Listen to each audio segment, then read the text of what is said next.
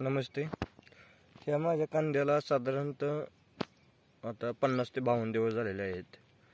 कांदा टाकल्यानंतर एक 2-3 दिवसानंतर कंटिन्यू पाऊस चालू होता. एक 12-13 दिवस पाऊस होता. त्यामुळे लहान कांद्याला पाऊस चालतच नाही. मी तर कांद्याचा विषय सोडून दिलता, पण नंतर कांदा किट आणि सॉइल कल्चर मी एकावणी करताना पाऊस उघडल्यानंतर सोडलं. त्यातून असं निदर्शनास आलं की दुसरे कोणतेही जर औषध वापरले असते नाही तर कांदा सरळ झालाच नसता. पण मी एकदाच सॉइल कल्चर आणि कांदा किट सोडलेला आहे. त्याच्या एवढा चांगला रिझल्ट आला आहे.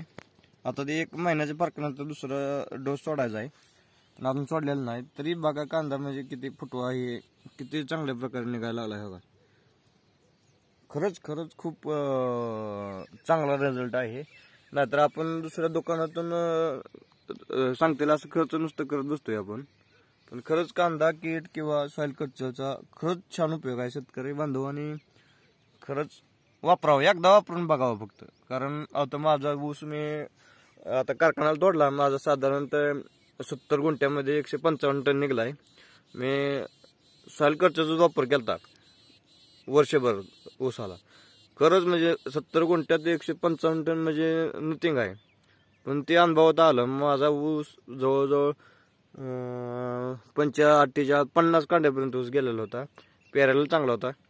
सरासरी मी ते फोटो पाठवला तेव्हा व्हिडिओ करायला पाहिजे होता, पण ते केला नाही गडबडीत कामाच्या. फोटो आहेत, मी सरासरी पाठवले फोटो त्याचे.